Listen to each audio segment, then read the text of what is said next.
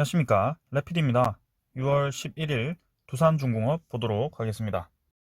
먼저 증시부터 보겠습니다. 코스피 코스닥 둘 다 상승했습니다. 그래서 옵션 만기 이후에 첫 장이 열렸는데 그 장은 좀 좋게 마무리를 한 것 같고요. 코스피가 이제 3250선 가까이 가면서 추가로 더 상승을 한다면 이제는 확실히 좀 3200선을 뚫어버리지 않을까라는 생각을 해봅니다. 그래서 외국인과 기관이 이렇게 쌍 매수를 하면서 다시 한번 코스피의 훈풍을 좀 불어오는 듯한 모습이고요. 지금 이렇게 코스피 움직임이 좋게 나온다면 저는 다시 한번 대형주 위주로 큰 상승이 한번 나올 수도 있을 거라고 생각합니다. 그래서 지금 테이퍼링에 대한 그런 우려감 때문에 이 해외 지수라든지 우리나라 증시도 막 강하게 상승하지 못하고 옆으로 좀 횡보하는 모습인데요. 혹시 이제 테이퍼링에 대한 지금 단기간에 이 이슈가 끝났기 때문에 사실은 테이퍼링은 내년쯤에 이루어질 겁니다. 그래서 아직 기간이 좀 있고 그 우려에 대한 그 파동은 충분히 있었기 때문에 지금 이제 테이퍼링은 좀 와닿았고 다시 한번 외국인이 좀 들어와 준다면 코스피 지수에 특히 이제 대형주 위주로 상승이 나오지 않을까라는 생각입니다. 자, 그래서 이번에 만약에 좀 크게 올라간다면 코스피가 10% 정도까지 올라간다면 3,500선까지도 생각이 할 수 있고요. 코스닥을 본다면 이미 1000포인트 근처까지 좀 상승을 했습니다. 그래서 다시 한번 이 고점 라인을 돌파하기 위해서 N자로 이제 좀 올라가는 듯한 모습이고요. 다음 주에는 좀 좋은 모습이 보인다면 확실히 이제 증시들이 고점을 돌파하거나 고점까지 진행을 하지 않을까라는 생각이에요. 그래서 기관과 외국인이 오늘 코스닥은 좀 팔았지만 그래도 지수는 좀 올랐기 때문에 한번 주목을 해볼 만하다.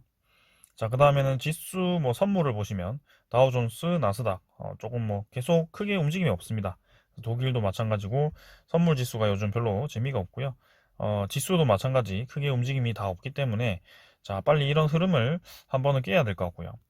자, 지금 해외 이 차트를 좀 보시더라도 테이퍼링에 의한 우려감으로 주식이 이미 한번 떨어지긴 했는데 그 뒤에는 이제 서서히 이제 살금살금 올라가고 있어요. 네, 그래서 나스닥 지수도 이제 이 고점을 테스트를 할 것 같고요. 이 큰 박스권을 나스닥부터 좀 뚫어준다면 이제 우리나라 증시도 좀 기술주나 대형주 위주로 확실히 좀 움직이는 듯한 모습이 보일 것 같네요. 그래서 한번 기대를 해보겠습니다. 채권 수익률도 주식에 유리하게 지금 1.4%대로 거의 많이 내렸습니다. 그래서 아직까지도 지금 테이퍼링 얘기가 나오지만 금리 인상에 대한 그런 이 국채 금리가 올라가게 되면 기준금리 압박을 받게 되는데 그런 위험 부담이 좀 적어졌기 때문에 지수에 유리하게 작용을 하고 있다. 그래서 어, 계속 한번 보겠습니다. 조만간 이제 움직임이 좀 나올 것 같은데요. 자, 오늘은 이 정도로 증시 보고 넘어가도록 하겠습니다. 자, 그럼 두산중공업 보도록 하겠습니다. 350원 올라서 23,750원 마무리를 했고요. 자, 제가 오전에 이 두산중공업의 키 포인트에 대해서 몇 가지를 알려드렸습니다. 그래서 오늘 오전에 좀 하락을 하다가 다시 한번 반등이 시작되었고요. 이 키 포인트는 첫 번째는 거래량이 4천만 주 정도, 네, 전날보다 터져야 되고 4천만 주 이상 터져야 된다. 두 번째는 외인 수급이 다시 한번 들어와야 된다. 세 번째는 이제 30분봉이죠. 단기 30분봉에 20선을 넘어야 된다라고 말씀을 드렸고요. 자, 한번 그거 하나씩 보겠습니다. 자, 일단 차트상으로 일봉상으로 보면 거래량은 적어졌습니다. 전날보다 적어졌고요. 이제 점진적으로 고점 부근에서부터 점점 거래량이 감소하면서 저가를 낮추고 있는 상황이기 때문에 아직까지도 자리를 잡았다라고 보기에는 조금 어렵고요. 자, 오늘은 확실히 그래도 이 어제의 음봉 저점 라인보다는 위에서 마감을 했기 때문에 그나마 다행이긴 합니다. 하지만 이 두 개를 보고 섣불리 판단하기는 어렵고요. 조금 더 하락을 할 수도 있고 여기서 이쯤에서 이제 자리를 좀 잡을 수도 있는데 자, 한번 그거는 나중에 나머지 두 가지를 확인해 보면서 얘기를 드리겠습니다. 자, 거래량은 이제 점진적으로 감소를 했고요. 거기에 대한 이제 경고는 충분히 드렸다고 말씀을 많이 드렸죠. 네, 그런 분들은 이미 이제 다 파악하시고 저를 오랫동안 보셨던 분들은 부분 네, 익절을 하시고 다시 한번 매수 기회를 기다리고 계실 거라고 봅니다. 자, 그 다음에는 주봉상으로는 윗꼬리가 길게 달리면서 이 거래량이 제일 많이 터졌죠. 사실 그래서 차트로만 본다면 거래량 터진 이제 윗꼬리 달린 음봉은 사실 매우 좋지 않습니다. 그래서 단기 고점에 해당되기 때문에 조금 더 시간을 두고 지켜보시는 게 좋고요. 이 정도 라인에서 이제 자리를 좀 잡아준다면 다행이고요. 월봉상으로는 이제 꼬리가 달리긴 했습니다만 우리가 보던 장기 이 의문선을 돌파를 강하게 했고요. 그 다음에 제가 이제 선을 그어놨었는데 이 선은 아주 큰 저항선이라고 판단을 해서 그어놓은 겁니다. 그게 이제 이전에도 잘 넘지 못했던 그런 자리이기도 했고요. 아주 오래전에 좀 많이 투자를 하셨던 분들이 있을 것 같아서 3만 1천원 선과 2만 4천원 선을 좀 그어놨었는데 자, 그 정도까지 딱 올라갔다가 자, 2만 4천원 아래로 마무리를 좀 하는 모습. 그래서 24,000원을 이전에도 지지를 좀 많이 했었는데 떨어질 때 보시면 24,000원을 지지하면서 계속 떨어지지 않았는데 결국엔 24,000원이 깨지면서 아래로 내려왔고요. 24,000원은 좀 벽으로 작용할 가능성도 있습니다. 조금 시간을 두고 보면 좋을 것 같고 결국에는 이런 과정을 겪게 되면 다시 한번 추가로 올라가는 날이 올 것이고 이 꼬리 위쪽으로 자리 잡는 날이 올 수도 있다. 그래서 천천히 두산중업은 지켜보시면 좋을 것 같고요. 수급을 보시면 네, 개인이 매도했고 기관이 좀 매수했습니다. 하지만 외국인은 어제 매수 이후에는 매도로 접근을 했고요. 오늘 실제로 이제 매도를 했는지 한번 확인해 보겠습니다. 기관 매수량도 이제 금융투자가 대부분으로 매수를 했고요. 사실 이제 매도량에 대한 저가 매수 유입으로 보이고, 그다음에 뭐 투신, 보험, 연기금은 모두 뭐 거의 매매를 안 했다고 보셔도 될 것 같습니다. 그래서 크게 움직임이 없었다. 하지만 이제 기타 법인이 좀 매수를 좀 했지만 뭐 크게 움직임은 없을 것 같고요. 저거는 오늘 수급은 별로 좋아 보이지는 않는다. 그렇게 얘기를 드리겠습니다. 그래서 옵션 만기일 이후에 첫날이기 때문에 첫날 가지고는 전체를 판단하기 어렵기 때문에 다음 주 한번 지켜보아야 될 것 같고요. 자, 수급 면으로는 별로 좋진 않지만 그래도 시간 외에도 조금 상승을 했고 제가 주목을 하던 단기 추세를 보기 좋은 이 30분봉을 보았을 때는 이 21선과 61선까지 깨면서 하락을 시작했지만 결국에는 이 21선을 넘어가는지 30분봉이죠. 30분봉을 넘어가는지를 주목을 하시라라고 말씀을 드렸고 오늘도 이제 한번 못 넘어가면서 마무리를 할 듯 하다가 자 이제 오후장에 이렇게 다시 한번 끌어올리면서 30분봉 선 위에 자리를 좀 잡았습니다. 그래서 이대로 다음 주에도 이렇게 횡보를 좀 하다가 다시 한번 상승을 위한 자리를 돌파를 할지 좀 보아야 될 것 같고요. 다음 주 초반쯤에 이제 좀 자리를 잡아준다면 한번 그동안 이제 이 낙폭에 대한 반등 정도는 한번 나올 수 있을 거라고 생각합니다. 그래서 다음 주가 중요할 것 같고요. 더 내려가느냐 아니면 이 정도에서 자리를 잡아서 횡보를 하느냐 더 내려간 다음에 이제 21선과 좀 근처까지 이제 올라올 때까지 자리를 잡았다가 이제 21선 딛고 좀 반등하는 방법도 있고 뭐 여러 가지가 있습니다. 그래서 좀 더 시간을 두고 보는 게 좋을 것 같습니다. 어차피 이 종목은 장기 투자 종목이기 때문에 뭐 그게 21선을 만나든 아니면 횡보를 하든 더 내리든 상관없습니다. 결국에는 이 월봉상으로 이 상승 추세를 깨지만 않는다면 좋기 때문에요. 그래서 자, 이렇게 라인을 한번 그어준다면 사실은 이 정도를 볼 수 있습니다. 이 정도. 그래서 이 정도를 볼 수 있고 저점도 이어주면 한 이 정도는 볼 수 있습니다. 그래서 차곡차곡 이제 이런 식으로 좀 나아갈 수 있는 그런 상황이기 때문에 이거는 이제 오버슈팅이라고 보면 됩니다. 네. 그래서 몇 달 동안은 이제 이런 라인 다지다가 다시 한번 올라가는 이제는 3만 원으로 확실히 올라가는 그런 날을 기다려 보겠습니다. 자, 이 정도로 보고 공매도 잔고 한번 확인해 보겠습니다. 두산중공업. 공매도 잔고는 또 조금 감소를 했는데요. 의미 있게 감소는 하지 않았습니다. 그래서 1480만 주가 20만 주 정도로 16만 주 정도 20만 주네요. 20만 주 정도 감소를 했고 1480만 주 유지를 하고 있습니다. 그래서 거래량 자체가 이제 100만 주 아래로 내려왔고요. 확실히 이 옵션 만기일 전후로 해서 거래량에 대해서는 차이가 있네요. 그래서 이 6월 11일, 2월 10일 이때 이제 공매도 잔고가 더 감소를 했을지 다음 주에 이제 확인을 해보겠고요. 다행인 것은 이제 증가하는 추세에서 감소하는 추세로 변경이 되었다. 하지만 어제도 말씀드렸듯이 공매도가 감소하기 시작한다고 해서 주가가 바로 올라가기보다는 어느 정도 이제 감소한 구간에서 주가가 다시 한번 올라가기 때문에 감소를 하는 과정에 있다면 주가를 추가적으로 더 내리거나 아니면 횡보 구간에서 공매도를 상환하는 경향이 있다. 네, 그렇게 많이 말씀을 드렸습니다. 그래서 좀 더 시간을 두고 보는 게 좋을 것 같고요. 더 이상 늘어나지 않는 것은 다행입니다. 그 다음에는 두산중공업이 이제 23,000, 아니, 뭐죠?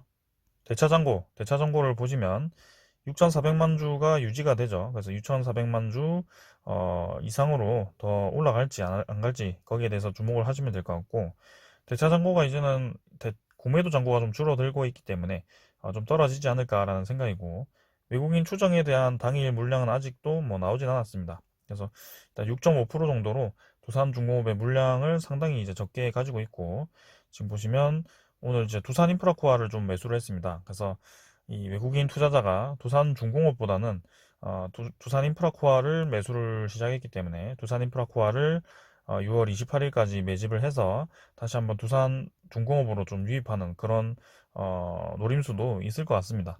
그래서 사실 이제 7월 21일까지 이 주가가 어떻게 될지는 아무도 알지 못하지만 전체적으로 보았을 때는 7월 21일 전후로 해서 좀 조정이 나올 가능성이 크다.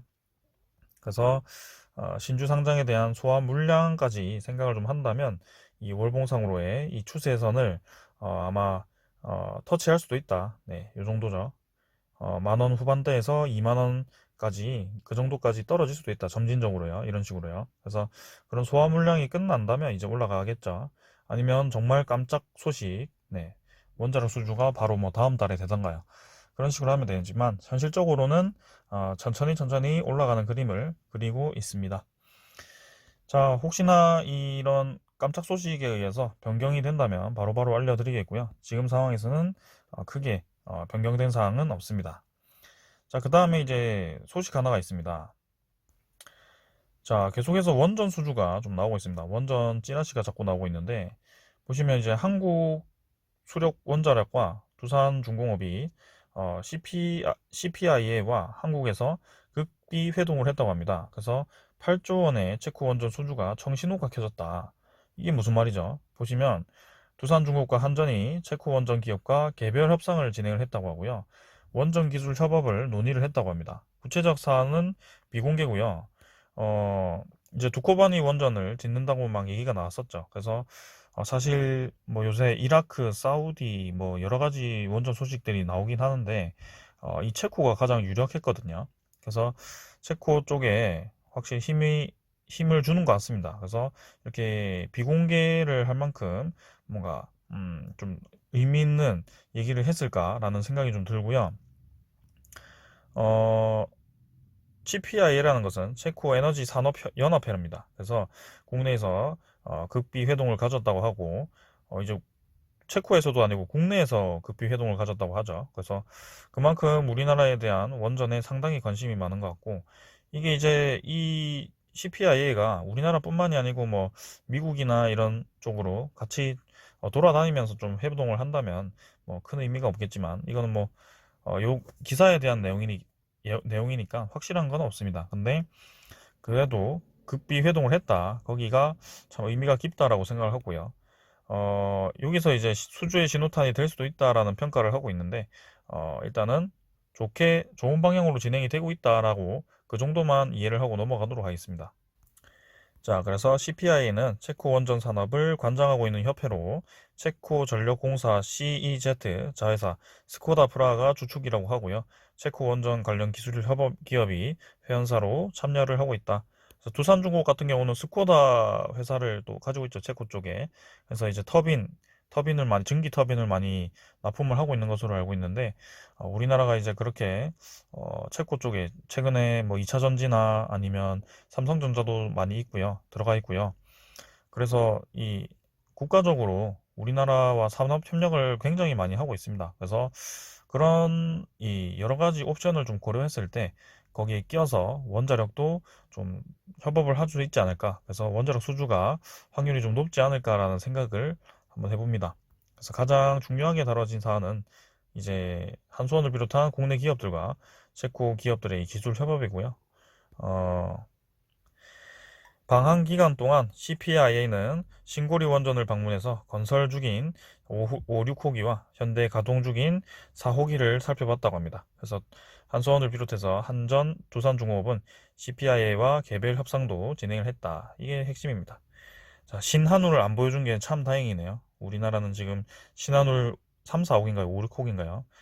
이제 건설 중지를 했는데, 자, 일단은 체코에서도 좀 이런 기술력을 중점으로 해서 잘 생각을 하셔서 네, 고려를 했으면 좋겠습니다. 우리나라 국내 탈원전 얘기는 다 알고 계시겠죠, 아무래도.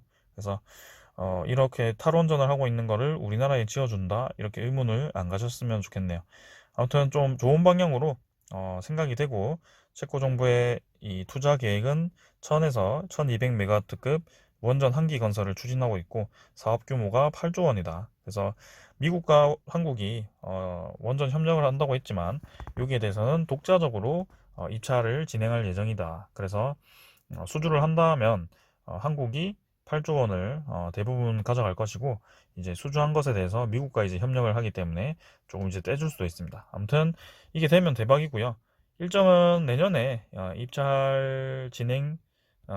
입찰서를 이제 진행할 거고, 실제로 되는 것은 아마 2023년일 겁니다. 그래서 조금 이제 내년쯤 되면 확실히 최종 선정, 입찰자인가요? 최종 입찰자 선정인가요? 그런 걸 하기 때문에 확실히 좀 유리하게 진행될 가능성이 크고요. 이런 게 이제 하나둘씩 나오게 되면 두산중공업은 서서히 주가가 올라갈 거라고 생각합니다. 그래서 월봉이 서서히 이제 차근차근 올라가게 되면 충분히 치고 나갈 수 있다. 이때도 사실 보시면 이때 한번 급하게 올랐다가 좀 쉬어가는 구간 가졌고, 이 벽을 한번 뚫어버리니까 아주 강하게 올라갔거든요. 7만원까지. 뭐 지금 이제 주식수가 좀 많이 늘어나긴 했지만, 이번에도 한번 그런 모습이 나올지, 네, 여기서 왔다 갔다 하다 이제 요 정도 라인, 네, 요 정도 라인을 몇 번 터치를 하면 이제 여기서 한번 크게 폭발할 수 있을지, 그런 그림도 한번 그려보겠습니다. 아무튼 지금 상황에서는 단기 이 시세를 주고 거래량이 죽으면서 좀 쉬어가는 타이밍이기 때문에 천천히 지켜봅시다. 자, 오늘 여기까지 하고요. 체코 원전에 대한 소식은 좋은 소식이었고, 원자력 발전, 우리나라 이 기술력을 굉장히 인정을 많이 받고, 미래 기업, 두산중공업 충분히 미래 가치가 큽니다. 그래서 1년, 2년, 3년 뭐 이렇게 이상으로, 그 이상으로 투자를 해도 좋을 기업일 것 같고요. 사실 이제 내년에 금리 인상에 대해서 조금 이제 우려스러운 점이 있기 때문에 거기에 대해서도 생각을 하면서 좀 같이 가보도록 합시다. 자, 오늘은 여기까지 하겠습니다. 감사합니다.